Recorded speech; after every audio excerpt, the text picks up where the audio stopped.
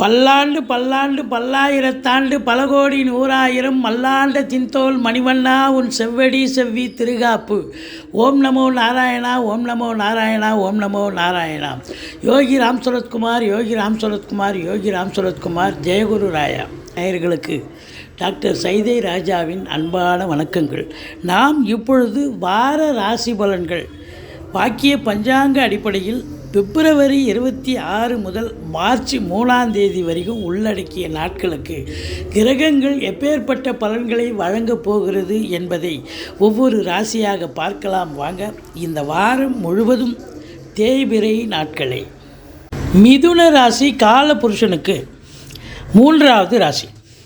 மிருகசீரிஷம், திருவாதிரை, அதாவது மிருகசீரிஷம் 3-4 பாதங்கள், திருவாதிரை, புனர்பூசம் 1, 2, 3 பாதங்கள் உள்ளடக்கியது.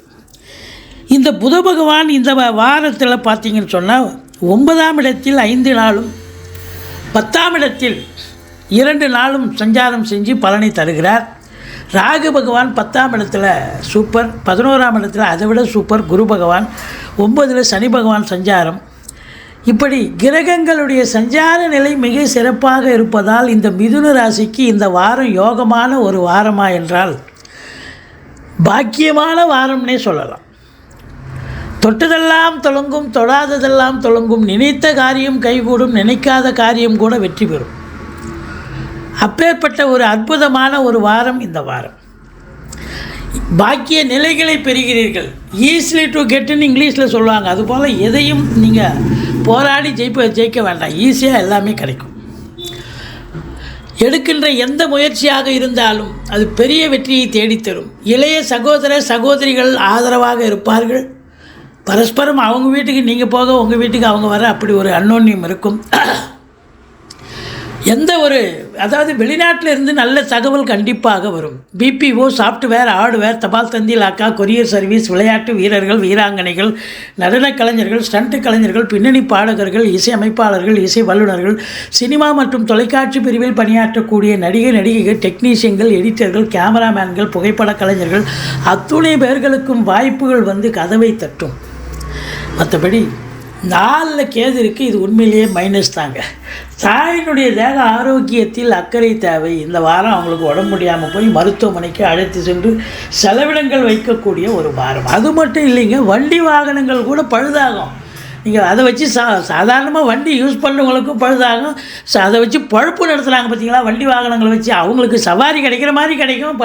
பாதியில் நின்று போய் அப்புறம் பழுதாகக்கூடிய ஒரு நிலை, மன உளைச்சல் ஏற்படும். ஆனால் படிக்கின்ற பிள்ளைகள் நல்லா படிப்பாங்க. தாய்க்கு உங்களுக்கு கருத்து வேறுபாடு கூட வரும். மற்றபடி 5ஆம் இடம் குரு பார்வையில் இருப்பது மாபெரும் சிறப்பு. குலதெய்வத்தின் அனுகிரகத்தாலும் இஷ்ட தெய்வத்தின் ஆசீர்வாதத்தாலும் உங்களுக்கு பொறுத்தவரையிலையும் இந்த வாரம் சிறப்பாக இருக்கும். குழந்தை பேர் இல்லாதவர்களுக்கு நல்ல தகவல் வரப்போகிறது. பூர்வீக சொத்தை பிரிச்சிகாதமும் இந்த காலகட்டத்தில் பயன்படுத்தி கொள்ளலாம்.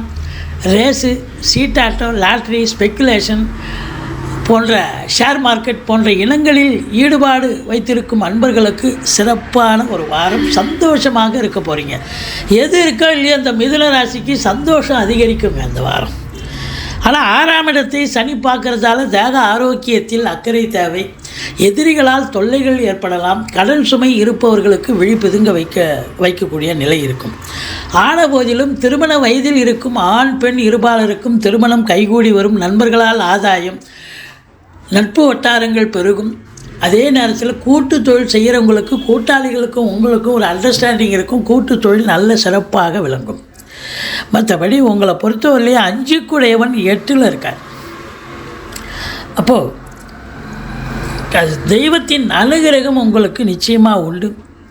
நல்ல ஒரு பண வருவாய், பொருள் வருவாய் நல்ல சிறப்பாக இருக்கும். ஏன்னா 8ல் உட்காந்தாலும் 2ஆம் இடத்தை பார்க்குறாரு இல்லையா சுக்கிரன்.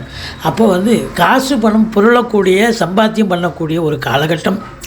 சொந்த கம்பெனி வச்சுருக்கிறவங்களுக்கு, தொழிலாளிகளுக்கும் உங்களுக்கும் பிரச்சனை வரும்.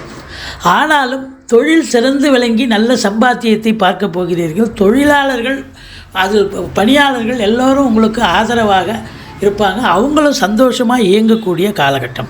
கல்வித்துறை, கல்வி நிறுவனங்கள், கல்வியாளர்கள், கல்வி பயிலும் மாணவ செல்வங்கள் இவங்களுக்கும் ஒரு பொற்காலமாகத்தான் விளங்குகிறது.